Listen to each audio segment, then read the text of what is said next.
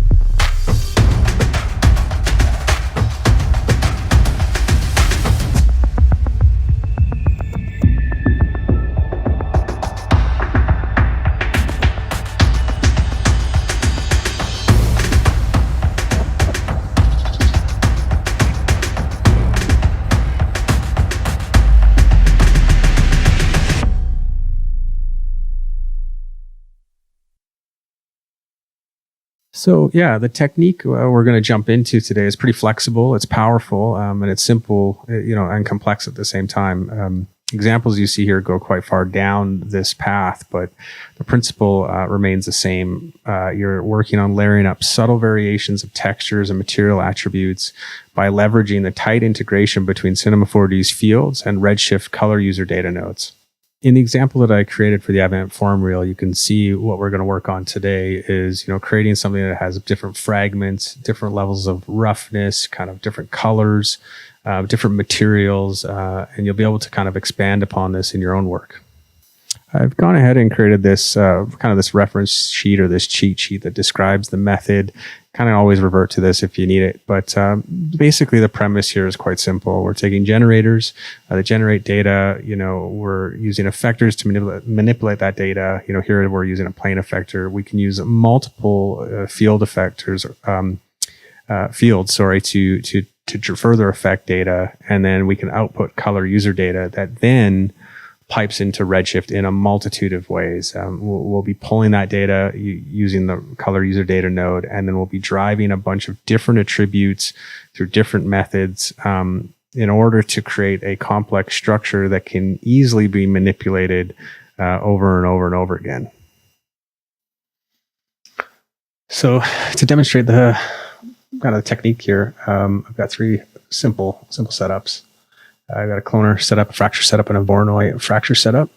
And how this is working is that all these generators, the cloner, fracture, and Voronoi, are all affected by this plane effector, which is, just right now it's not doing anything. We're just trying to drive color information through it.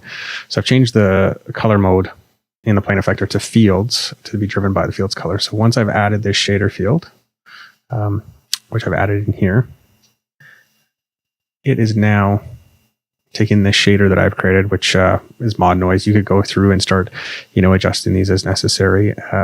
You're going to get different values depending on which one you choose. And you can adjust the seed in order to get different values in whatever structure you're creating.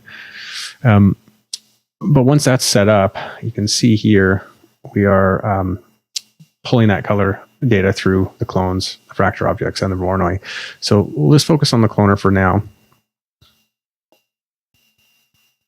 And what's occurring here is we've got some color remapping going on. So all it's saying is, instead of just applying, the shader field as is, which is pulling these colors, which are a little bit dark, we might get different values if we were to change the seed. It doesn't look like, the seed here.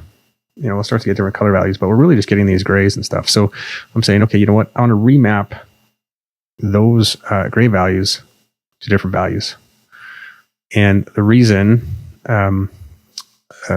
this is occurring the way that it is right now, this is doing nothing, the remapping, but we want to, because there's no actual attributes in the plane in the plane effector, happening. So we just actually want to remap the color of those of the shader field to this gradient. And I've created this gradient, and I've added some contrast using these sliders to help drive more identifiable color values. So, some mids, some highs, and some, pure whites, overall just creating contrast. Now, the reason I'm doing this is I want to be able to clearly identify which material is being pulled through on these clones.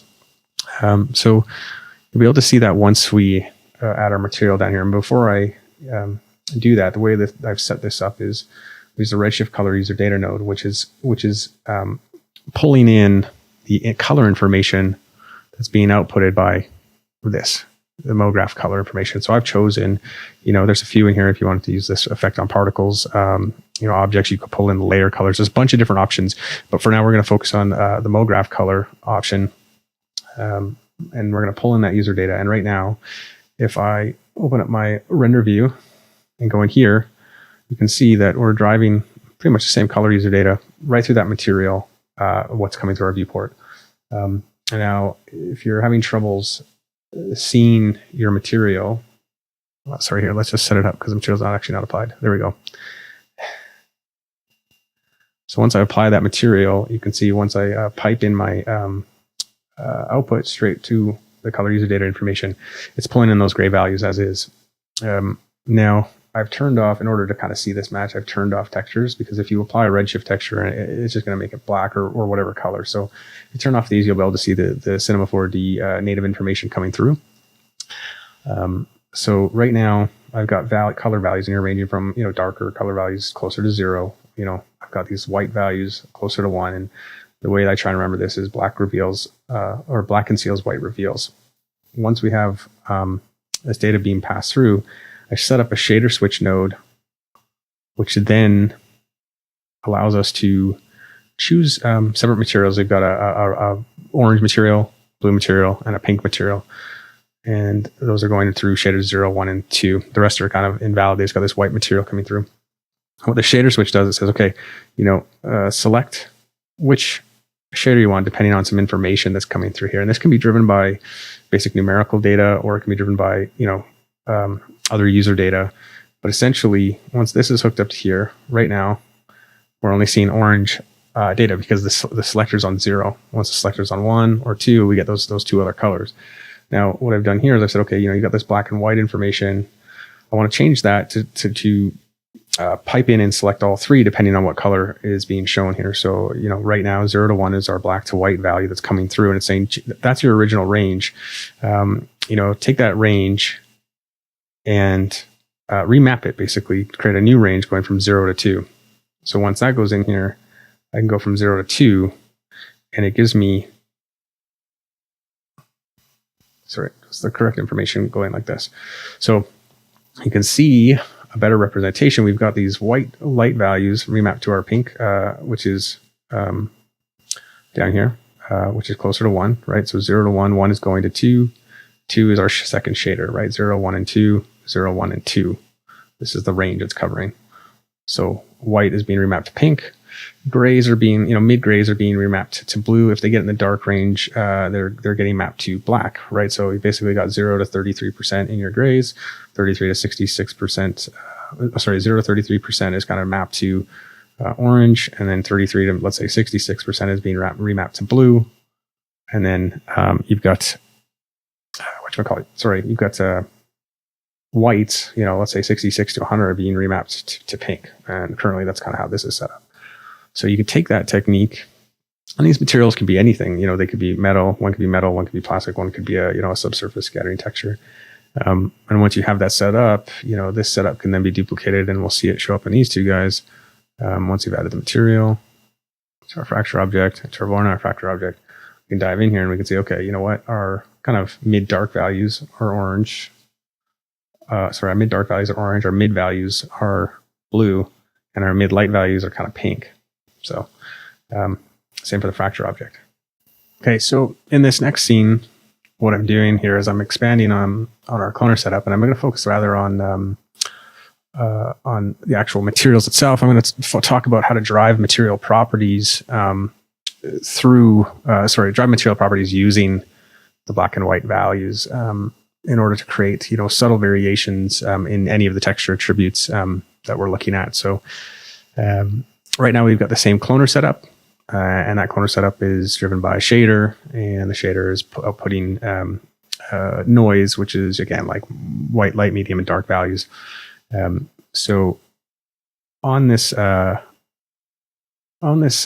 structure, got a UV map set up, and there's nothing going on really. It's just there's a triplanar node, which is just giving me kind of the surfaces. But what this will do is it'll allow a lot of flexibility on different types of surfaces and different types of structures that you create. So what we end up doing is, to show how this works, is right now the color user data is attached to these change range nodes again.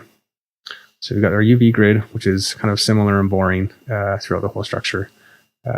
It's all repetitive. And so if you can imagine, if you had the same texture on here and you wanted it to look different, it would look kind of the same. So anyway, so what I've done is I've created this change range offset, which again is taking these black and white values and this range of black and white values that we see here. And then what they're doing is they are being remapped. They're remapping that same analogy where we take, black being 0 and white being 1. We remap them to saying black is 0 and white is 500, and 500 in terms of a value is just driving the amount of offset that we get in our texture. And so when we drive this in, we're saying offset that texture, and we get some more variation. So the texture is being offset in whatever direction the triplanar face is facing.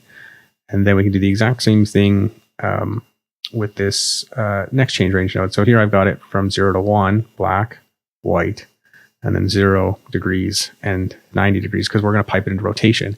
This could be up to 360, and you'll see the effect of this. So I'll actually put it to 0 right now, and you won't see any effect.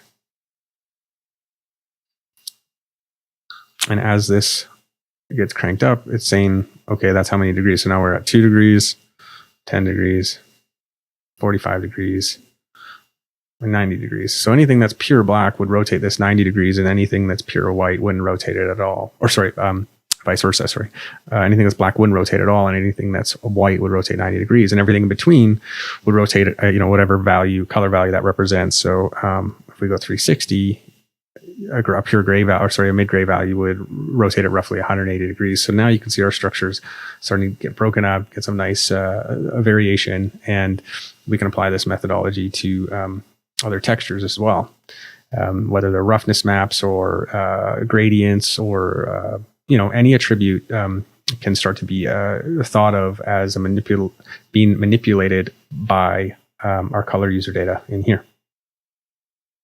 Okay, so now we're going to bring it all together here. I've got a cube object.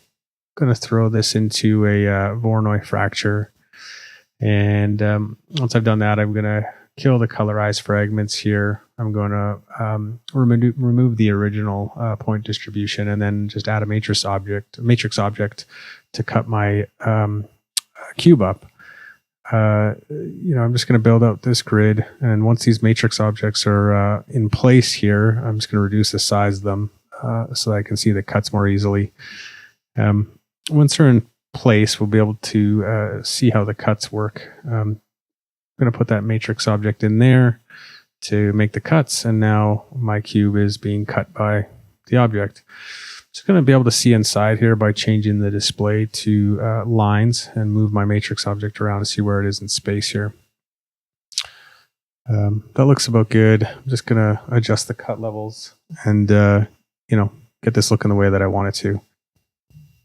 Just going to tweak this a bit more here. Just going to adjust this and just get a little arrangement that I'm happy with. I think that feels about right. I'm going to go into my Voronoi fracture object here and set up our plane effector like I've done before. Right now I just got to kill this position. We just want to get color values coming through here. So just let me get organized for a sec. Now let's add that shader field. And let's add our noise. And in order to get this speaking to our Voronoi fracture object, just got to go and add the remapping, the color remapping to it. So here I'm going to just add this gradient. And now we've got our colors showing up on our Voronoi. I'm just going to add some mod noise. And you can also add the contrast here if you'd like. I like to do it in the shader graph.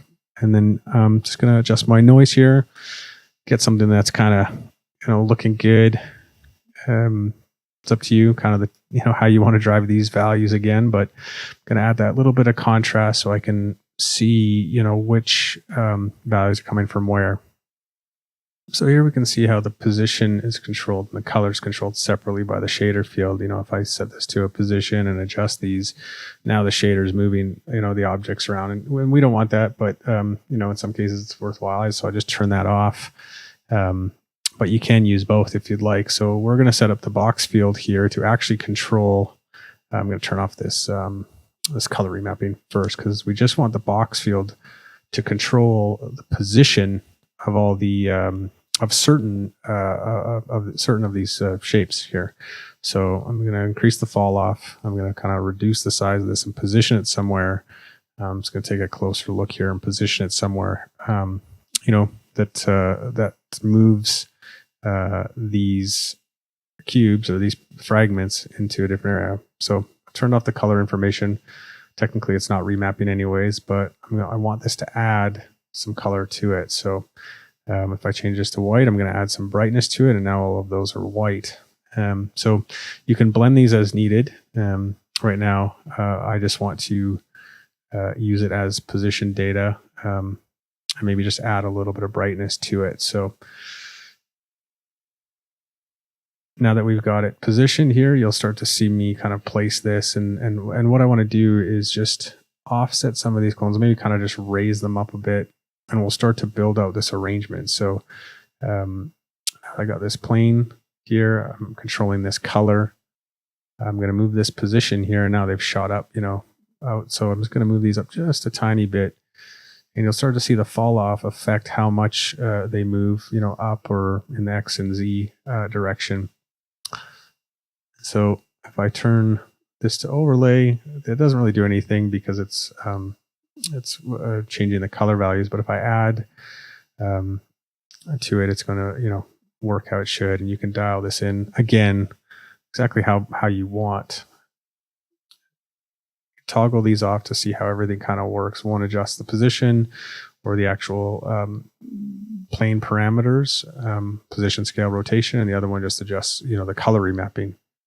So I'm going to go in and position another one here. I wonder if I can get these box fields grouped together in a way that maybe works. I don't know. I haven't used the group field too much, so maybe I'll just forget about that. So we've got this set up. I'm going to add another box field here. Maybe I'll try this random field instead. Just kind of want to add some randomness to where the box is, but I don't know. I'm just kind of experimenting right now, so trying to adjust and add some randomness, but it's not exactly working. I don't want the random color remapping, so yeah, I'm not sure I'm going to keep this. It's not really doing what I want it to do, so yeah, I'll probably just scrap this for now. So I'm going to, I want to kind of create an interesting shape, so I might just double up my box field here. See if I can get out some more interesting arrangement, but for the most part, I think I'm just going to, put this to add. Probably add a second one. Is kind of how I've done it in the past. So we'll stick to what we know. Duplicate this box field. Actually, no, I can't duplicate it here. I need to actually create duplicate the field because it's just doubling up the same box field there. So watch out for that. I'm going to subtract this because I want to create a darker value over here. And this darker value will drive, probably the material that falls within that third. Sorry, not the third, but the dark values. So basically, just want to create a range of values in this structure so that when we build our materials, we're getting some nice variation and some interesting effects. So yeah, I'm going to move this. Looks pretty good. This has kind of got a nice fall off. I usually like to experiment with these forms for quite some time, seeing what I can subtract, what I can add, what values I can drive, what kind of neat shader arrangements I can, come up with, and just thinking about how, how I'll actually, frame this up when the time comes. So I'm just going to duplicate this plane setup. I want to add another layer of interest here. So I'm going to create another shader field effect.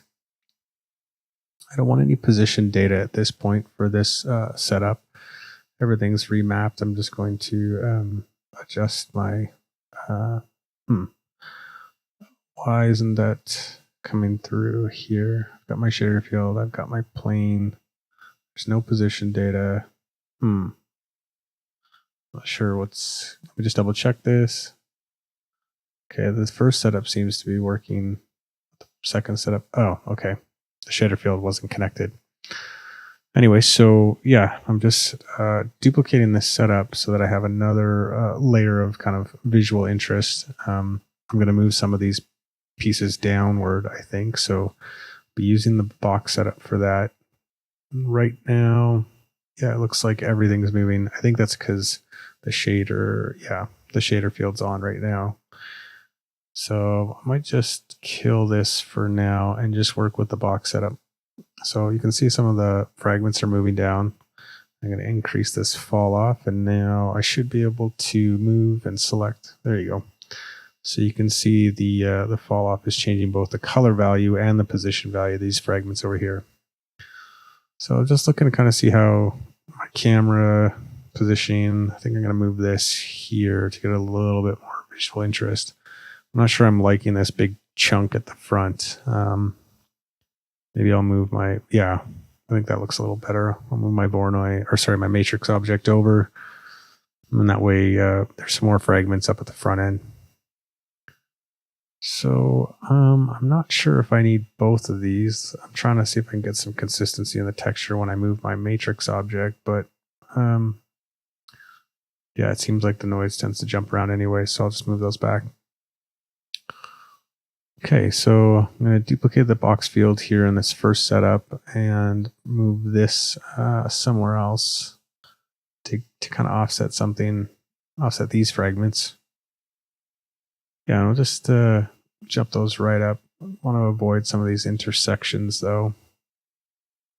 Let me maybe move this to a third setup instead of having those intersections. I can drive the direction a little bit differently. All right, so just gonna move these pieces.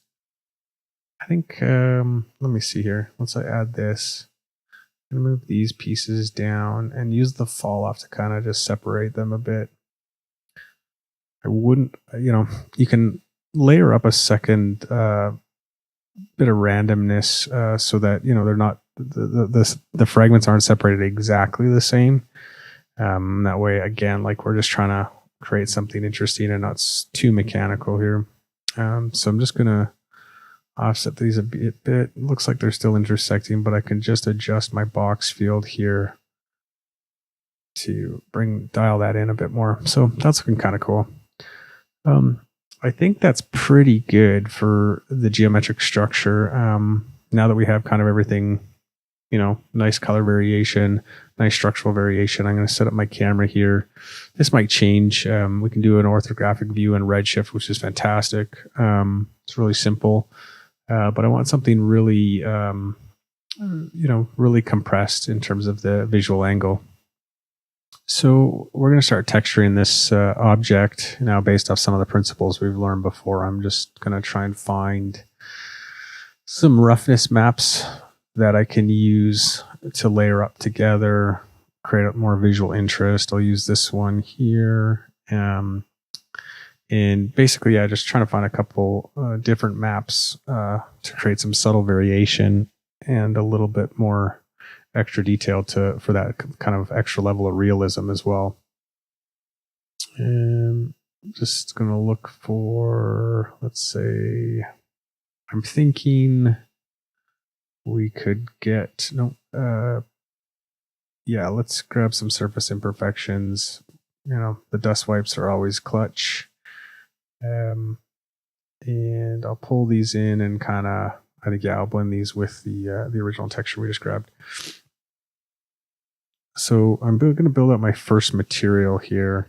I'm going to focus on just the roughness map for now. And as I build this out, you'll start to see how color user data can build some extra variation and just really, help create kind of an interesting object. It's a triplanar node. I'm going to create a color layer in order to, color user data to drive the roughness values here. Once I kind of create some contrast, I want to be able to control the contrast of these textures using the ramp nodes. First, I'm going to blend them together. See what we're doing here. I'm going to blend them together. We just need to get some visual light here. Hold on one sec. Yeah, just so I can kind of clearly see everything. And now that I've got this ramp here and this material on our Voronoi, you can see what's going on. I'm going to pipe this into a triplanar because everything seems a little repetitive at this point.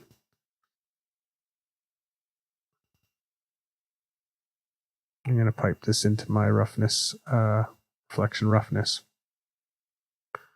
And so you can see here, if I pipe this in, everything's kind of looking the same. You can see all the same edges looking kind of repetitive as well. I'm going to crunch up this texture, give it lots of contrast so we get some, all about variation. And then I'm going to pipe in this texture as my base color into this color layer. And then I'm going to work on these dust wipes. And they are going to also be piped into a ramp node, of which I'm going to double check to see kind of what the contrast is there. And then these are going to be, you can play around with what blending mode you want to use. But for the most part, just before I do that, I'm going to kind of crunch up this color layer a bit more. yeah, just play around with this stuff here. Okay, so I've got them kind of blended together, but they're blended in a way that's kind of 100%. So I'm going to use this noise layer, this noise texture to build out a mask between the two textures above the dust wipes and the grunge map. So as you can see here, my noise layer is a bit big. So I'm going to reduce the overall scale here a little bit more. And then I'm going to kind of create some more contrast by remapping these min and max values. And then I can use, crunch them down even more with my ramp node. But I'm just going to see if I can drive these values. If I can offset this with a change range node here. Doesn't look like it. I might have to do this. Oh, maybe. Yeah, I just need to make sure the data was being pulled through. So let's try that. Perfect. Okay, so now I've got my noise. Just gonna check this color layer, see how the mask is working. Adjust the scale here. So remember, black conceals, white reveals. That's going to create our mask for us. And in doing that, we're able to kind of, again, layer up another extra level of variation here. So just change the scale so we can kind of make a bigger mask. You can, mess around with this as much as you want. But I think, let's just tweak it a bit more here. Just trying to go for some subtleties here. So it kind of feels like a single texture, but there's definitely no kind of, obvious repetitions that we're trying to avoid. I'm going to move these triplanars back because I'd like them to each texture be driven in a different kind of offset, or at least have one driven so that they're not, again, not repetitive, because you can still see a little bit of repeating patterns on the top left there. So I'm going to create my, same as before, create a change range node for our rotation, create a change range node for our offset, pipe these in. I'm going to remove these extra ports just to kind of keep things clean. Looks like I removed my out ports, but we'll add those back in. So this will be our offset, and this will be our rotation. So I'm just going to add my output node, and for this grunge map, this will be my rotation, and for this will be our offset. So I'm just going to, make this 360 degrees, and then make this the offset 500 units.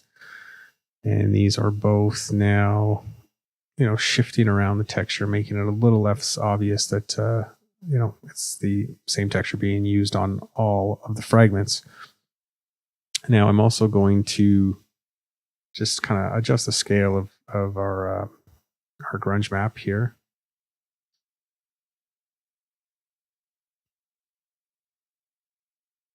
And I think that's kind of looking pretty good. I'm pretty happy with that.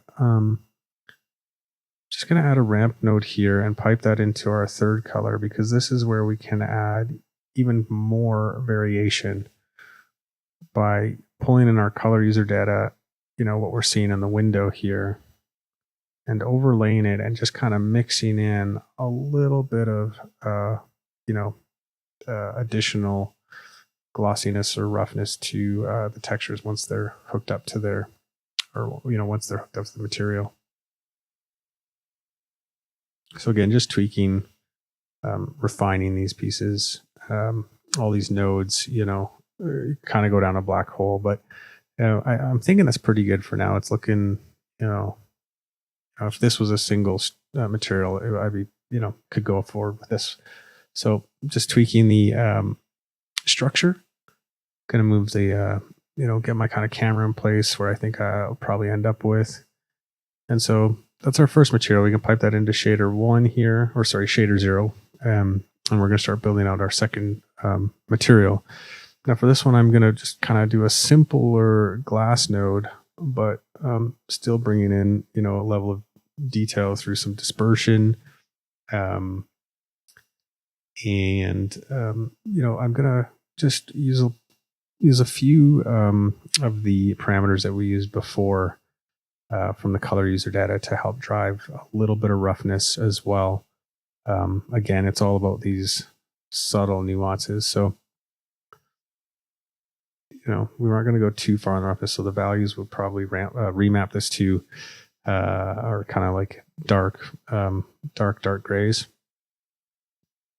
And so now you can see, you know, some of the glass fragments have more or less roughness, and just again adding contrast. And that's looking pretty good. You can see these black pieces at the back have very little roughness. And I'm just looking right now what I can pull over and repurpose from the first material. So I'm looking at, you know, the dust wipes in particular, saying, okay, you know, what can I add? So I'm gonna pipe in the dust maps as my base layer, I think. Yeah. So pull in the triplanar, pipe that in, add the ramp node with the color user data, and now we can do the same thing. And now this will become our roughness map for our glass material. Just kind of create some contrast here so that the kind of the smudges show up. And it's looking good. You know, some of them are darker, some of them are lighter. It might be actually a bit too strong here. So let me dial this back a bit. Yeah, let's do it in the ramp here. And it's starting to be a little bit more subtle. It's looking pretty good. Let me just see if I can rescale this so the smudges aren't so massive. Maybe they need to, yeah, it's too much. Maybe they need to be a little bit more big. All right, so now we've got these subtle nuances, and this stuff will start to stand out a little bit more when we add some light. But let's build our third material here. And that third material, I think we should just do some SSS, some subsurface. It's always fun.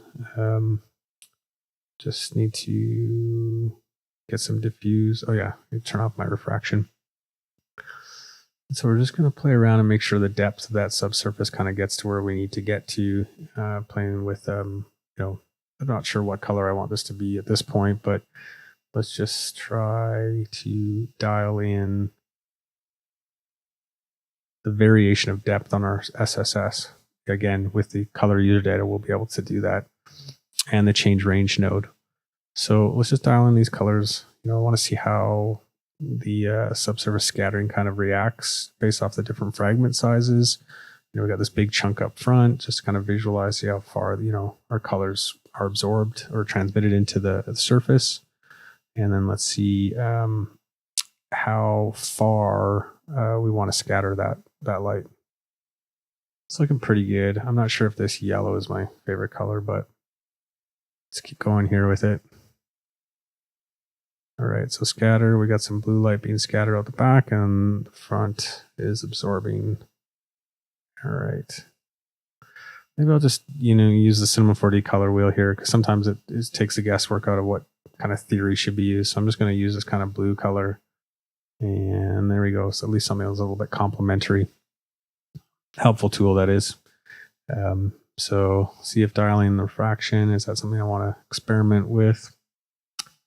No, I think we are good. I'm going to keep tweaking these just a little bit further. I might need to get some light on this to see if it's actually going to go where I want it to go to. But these values right now, they're absolute values. So I think what will help us is once we have our color user data, we'll be able to get some variation on the depth of scattering. We could set up different depths of absorption, but for now we'll just do the scattering section. So let me just drag in. Sometimes these are named different. I can't always remember. So the scale 0. I'm just looking to see kind of what range, like to start at a lower range and then what our max range would be. And I'm just trying to remember those numbers to see, okay, that's kind of, the two numbers I want to put in my change range node. So maybe 0.1, 0.2, I'm liking the way that that's looking. You kind of see it, in those fragments, dissipating light. Real quick, just going to do a little spot check on my region render to see how much noise is coming through my scattering, and going to up the samples in there. Just going to do some bucket rendering here real quick. It's a little bit noisy. Let me just see if I can get this. Yeah, you can see a little bit of noise in there. Might just kind of, sometimes just reducing the saturation of these values helps. And it looks a little bit better. So I just want to know what my scattering scale kind of is. So 0.2, 8.3 to like 1, I'm guessing. That's way too much. 0.3 to maybe 2 or something. Let's see what it does. Yeah, 0.3 to 1. Okay, so I'm just going to drag that in. So now I can plug into that attribute. And now my black and white values are remapped to 0.3 and 1. So you can see over here, these darker values are letting a little bit more light in at the end than the lighter values, which are a bit more opaque. So I'm just going to tweak this a bit more. Just again, like sometimes I'm not always dialed in mathematically. I'm kind of just experimenting and seeing what levels I can push. That front one's looking quite orange. But it also might be where my light source is coming from. So again, this stuff could change when we add light. So it might not just always be the numbers doing the work. But I do like the way that that's seeping through and kind of, you can see it casting shadows because the fragments, even though they're connected, they're separate. There we go. Just crunching that up. There we go. All right, so I'm just using the old range, man, and just creating some contrast in the color user data node that way as well.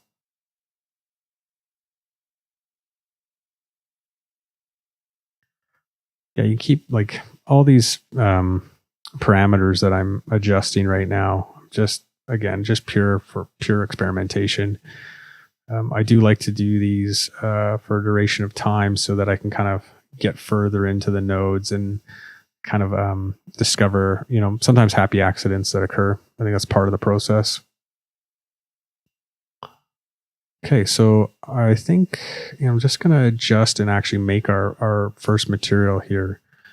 It's I want it to be a metal of some sort. I want to see how my grunge map looks.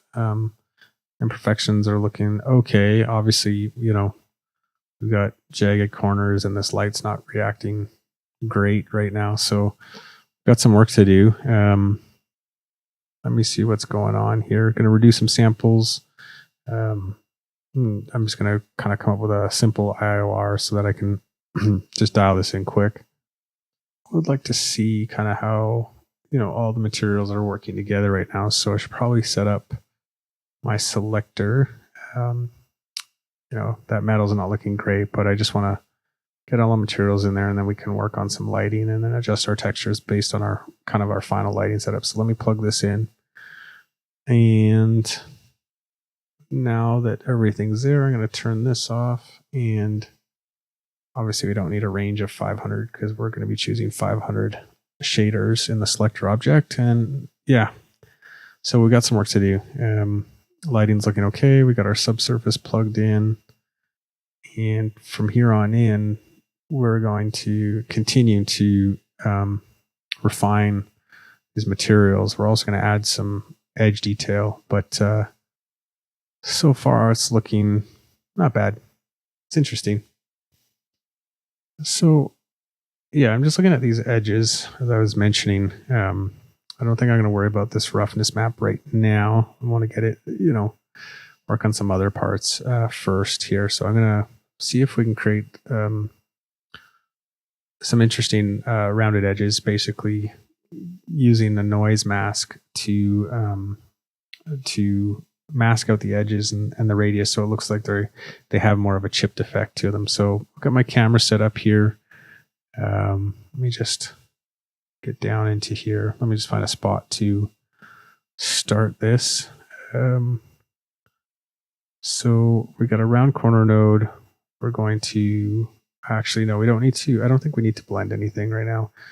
I do know that we want to find our change range values to go map 0 to 1 and then figure out what, I'm typing in these numbers right now because I'm not sure.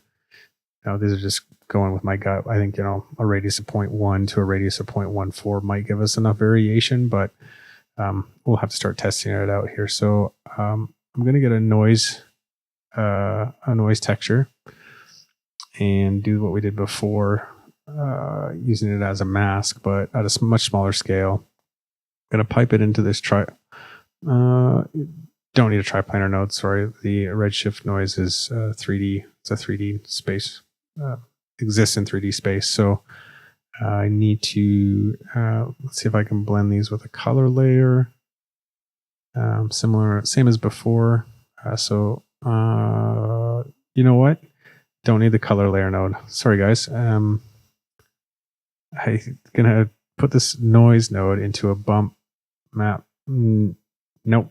I don't even think I need the bump map because the round corner can pipe directly into the bump channel of the material. So let's do this. We've got our noise as a radius, and that noise is piped from, has black and white values, and it's going to get piped into the bump input. And you can start to see there's irregularities around these corners. You don't have a nice smooth corner. You've got these kind of worn edges. And that's because we have these black and white values in our noise texture. So, we can start to dial that in, both by increasing the contrast here on our min and max again. So, black conceals, white reveals, and which means is black is going to be a value of 0 and a white is going to be a value of 1. And so anything in between will, be a different value. So if we got 0 to 1 in our change range and 0.1 to 0.14 in our new range, I can adjust the 0 and 1 to maybe create a bit more contrast.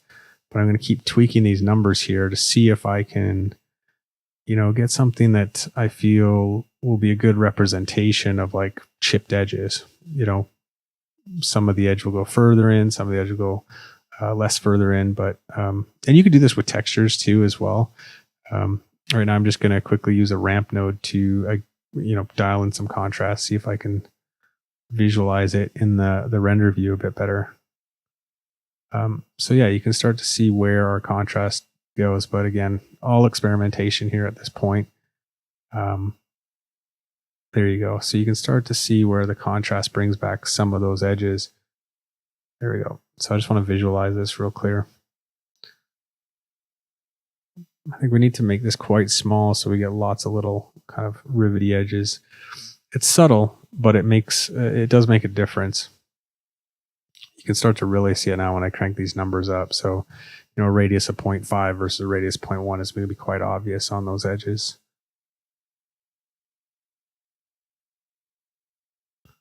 So yeah, just keep adjusting these, as much as you want, really.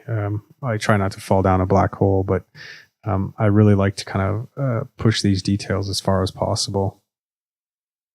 And I think we're close here. Again, just adjusting these values to see what kind of, how much variation can be added to these structures. So now you can start to see it on these edges. It's a nice little effect, and it does help, make these objects feel real. So now that we've got that, we're going to pipe back into our selector node. I'm just going to do some kind of final edits to our structure. I'm going to do some small changes to the overall shaders and see if I can get something that doesn't look like so heavy metal on the top. I'd like to get more variation throughout. So let's see what we can do. That's the best thing about this procedural setup, right? You can just go in and start to dial in, seeds or dial in opacities and, create further and further variations. And as you build up your texture library, or sorry, your material library, you can repurpose the structure or these setups with other generators. If you've got cloners, if you've got particles, you can do this with a lot of things. That's the best thing about the Redshift user data, is being natively pulling in that information. So yeah, just gonna see if I can get this to be a little bit more interesting. Then we're gonna go full on, just focus on some lighting and lighting this thing up. So I think that'll actually help quite a bit. But just gonna find there. I think that's good. With that glass in the middle, we got that broken up segment in the top there.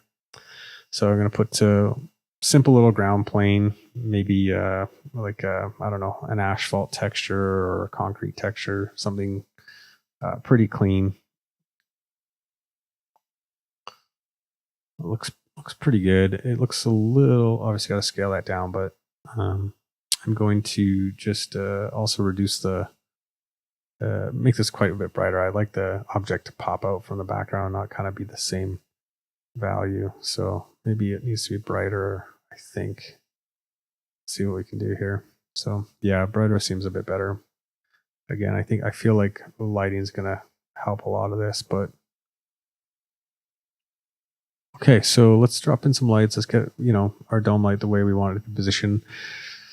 My lighting setups, they're not too complicated. In some of these cases where it's a simple kind of, refined geometric structure with these textures, I like to bounce the light, or have it gradiated across some of the surfaces. I like it to be punchy enough to break through some of the subsurface scattering. I'm kind of being conscious of how direct it is. So I might, change the spread of it and see if I can get it, right on the specific area that I'm looking at. But for the most part, it's a little bit of trial and error. And yeah, it's a process. So I'm just going to move this light over here and see if I can get that. There we go. I just wanted to get a little bit of light on that metal surface to show off that texture.